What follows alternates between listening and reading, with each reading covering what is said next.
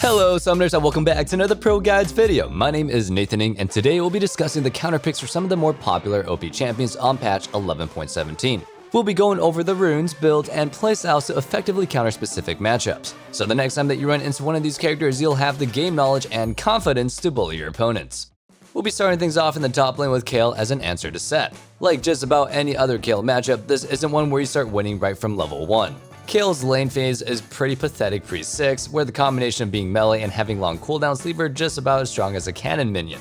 So you'll start off this lane by playing it pretty safe, always prioritizing sitting back and taking the farm that you can safely get. Once you reach level 6, things open up a little bit, and then you can start trading against Sett with your newfound range.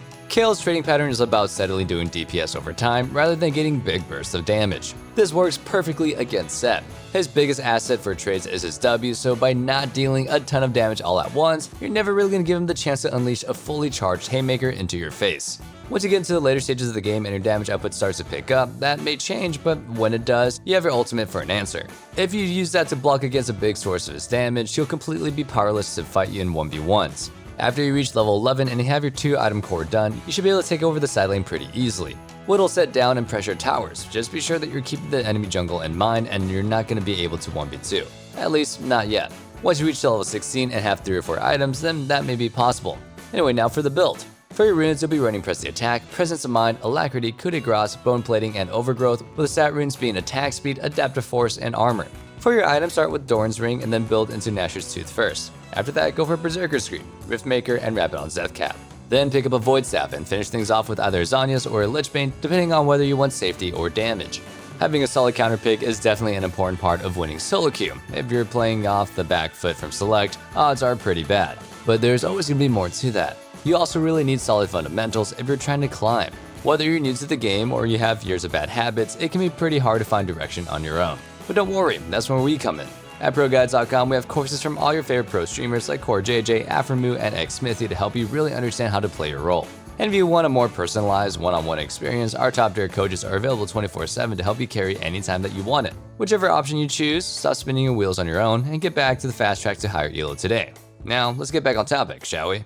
Our second top lane counter is Warwick into Irelia. This is definitely a more aggressive counter pick than our last one.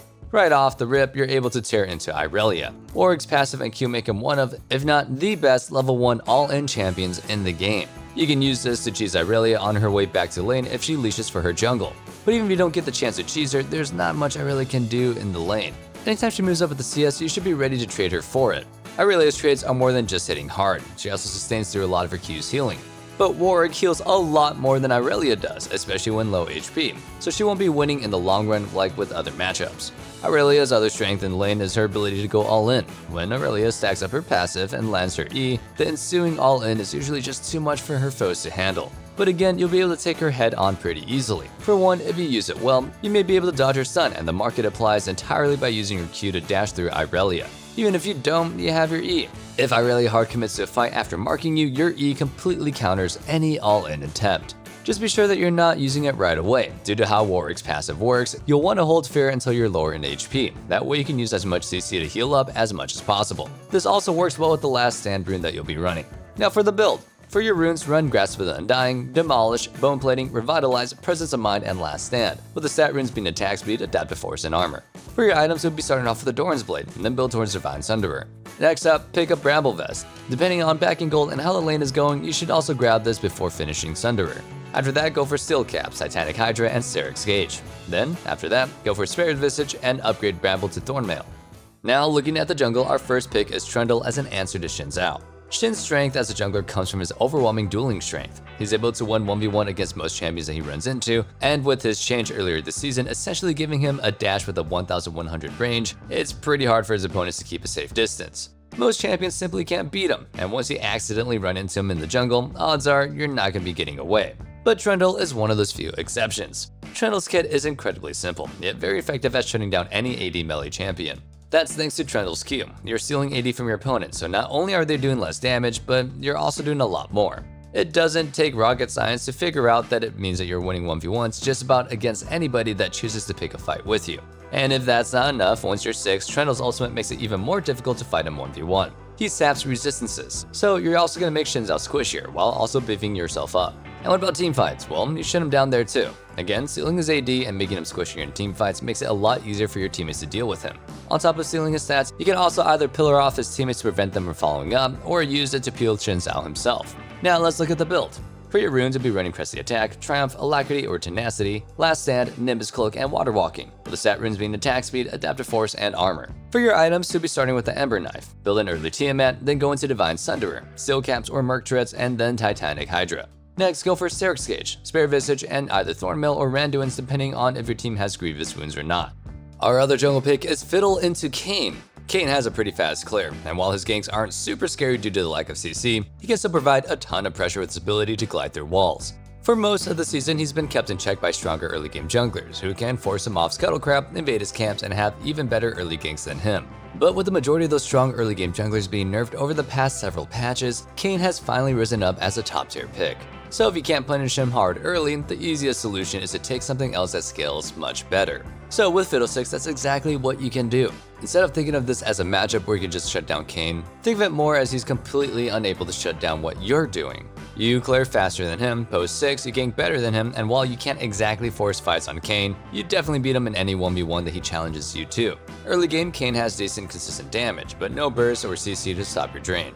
And also remember, tethers stay active as long as you're in range, even if the foe is untargetable. So if he ever ults you, your drain will keep taking away. Then come time for team fighting, you have way more of an impact than him. 5-man fears and damage to wipe out the entire enemy team basically on your own is pretty difficult to beat.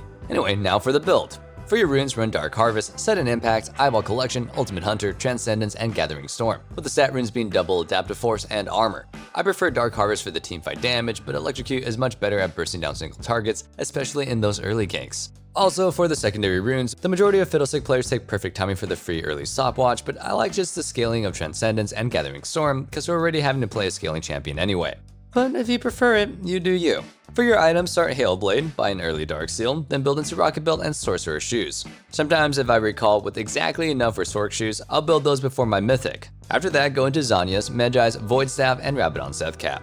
If you aren't confident in Medjai's, you can always cut it from the build and buy Morellonomicon as your last item. Up next for the mid lane, let's start off with Rumble as a counter to Yasuo. Let's look at what makes Yasuo a good laner. Yasuo's damage isn't all that great early, but with his ability to win wall projectiles and dash through the minion wave to dodge abilities and close the gap between his opponents, he's usually able to win trades. Eventually, this leads to whittle down the opponent and sends them back to the base, or an all-in that results in a kill. Now, what about Rumble? While Yasuo has low damage but can consistently get little jabs in with his agile in and out playstyle, Rumble is the brawliest bruiser in the mid lane. He has huge damage output from his Q alone, and when you add his fully overheated passive autos to that, you have a champion that can pummel Yasuo into the dirt. Neither of those are able to be wind-walled, and no amount of dashing around minions is going to help Yasuo avoid the beating. So either Yasuo takes a pummeling in lane, or he respects your damage, sits back, and lets you shove and roam.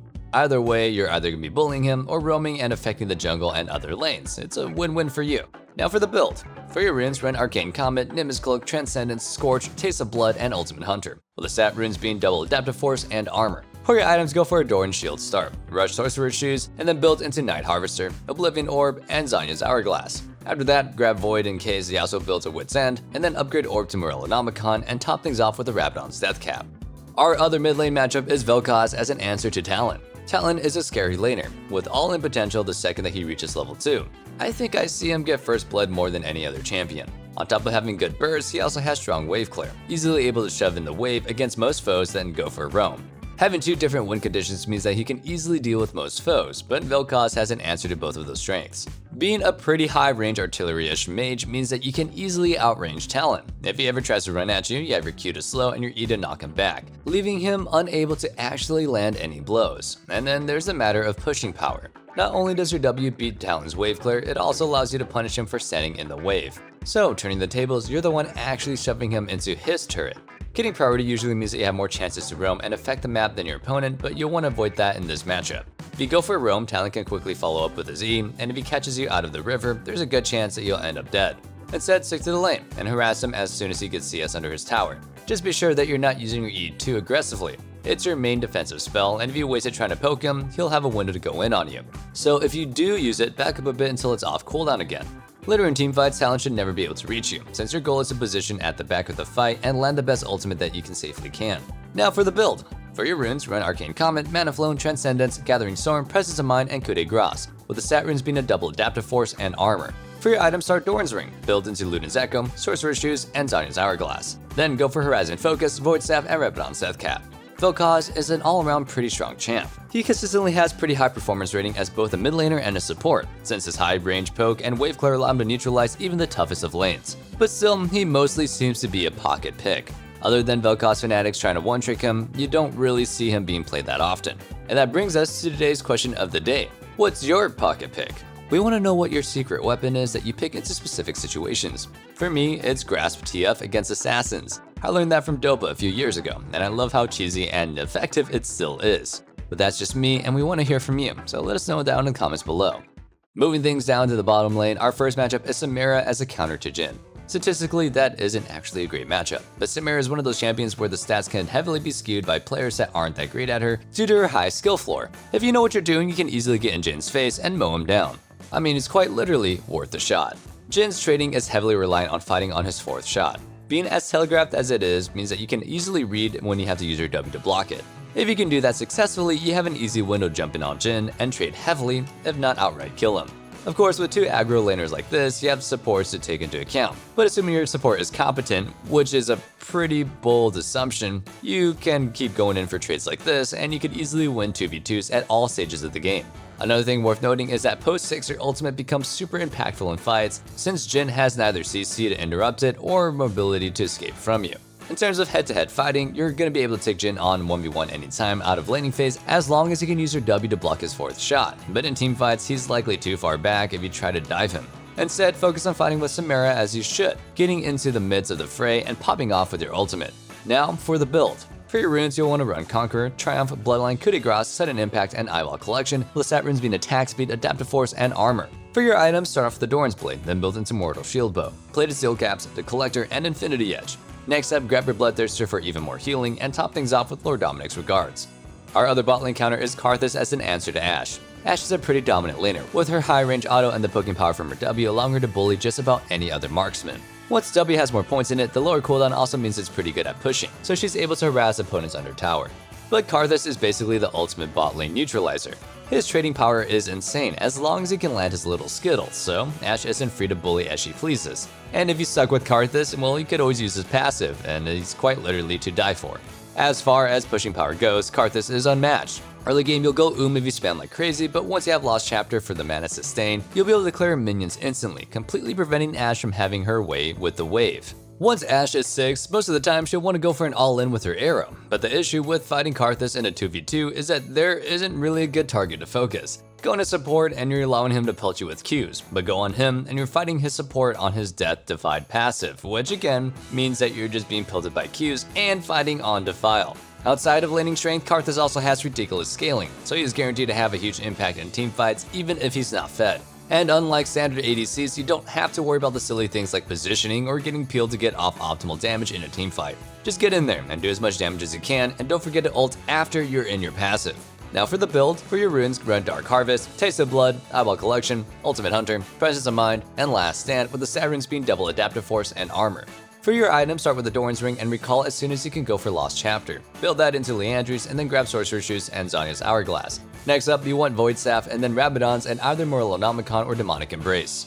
For our supports, we'll be starting off with Blitzcrank as an answer to Sona. Since League's early days, Blitz has always been a solid counter to enchanters. In lane, you bully Sona hard. She lacks any type of mobility or way of blocking her hook, so she's just a slow-moving, easy target for you.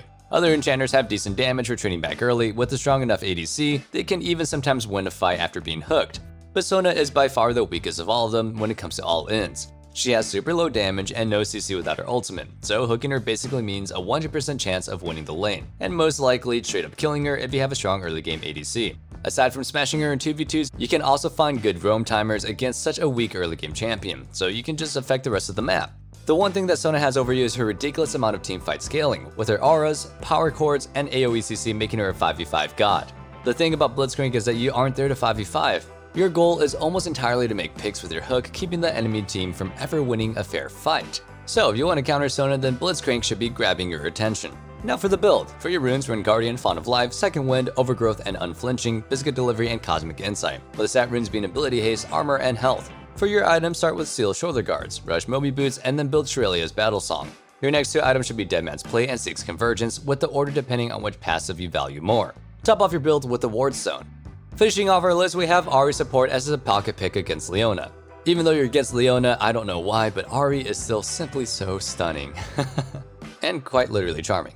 There are definitely more meta picks for supports that counter Leona, but we feature them all so many times. Bard, Zillion, Rel, Janna, and definitely Morgana are the big four, but I figured it'd be nice to swap things off with a more spicier pick.